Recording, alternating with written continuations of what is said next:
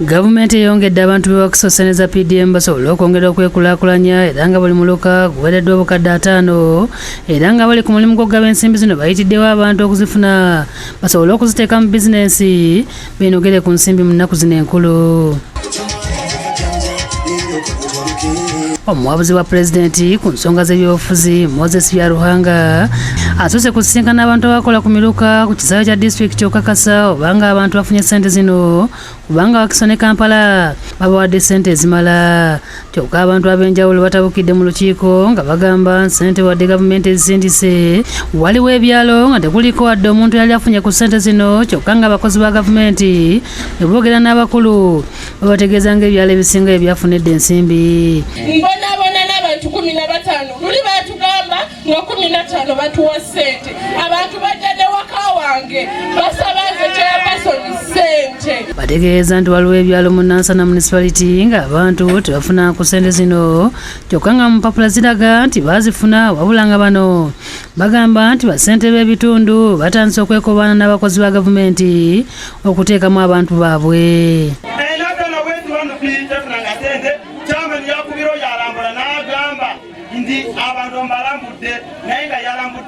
Abavudde Kakiri bategeeza ng'ensimbi zino bwe baazifuna naye nga zibeera ntono nga n'oluusi zibalema okugaba. Buli mwaka wajja miliyoni 10 ku bantu 10 meka nya abantu balina ebisaanyizo era bewandiisizza fayiro nnyingi naye ssente ntono.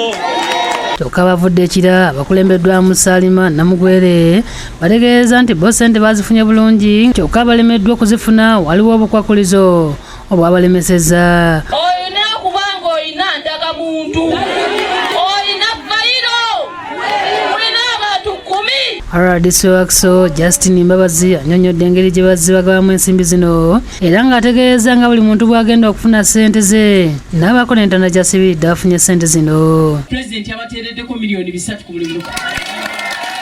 Ate abakulembeze era pulezidenti n'abateerako miliyoni 15 bweddu.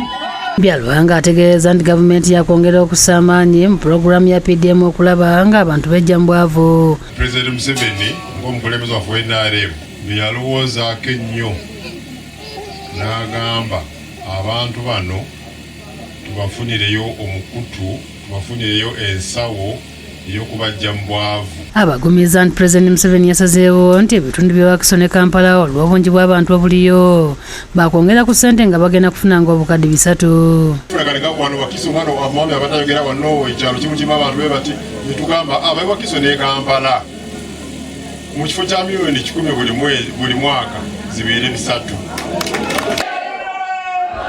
Mu ngeri emu n'abantu mu Wakiso Town Council bawadde obukadde 3 eza PDM era nabo beebaziza gavumenti olw'akaweefube ono nga bakuŋŋaanyiriza kitebe kya Town Council Wakiso. Tawunikira akajjime mabanja akuutidde abafunye ssente obutaziriya mu biseera bya nnaku nkulu ate bazikozese bulungi.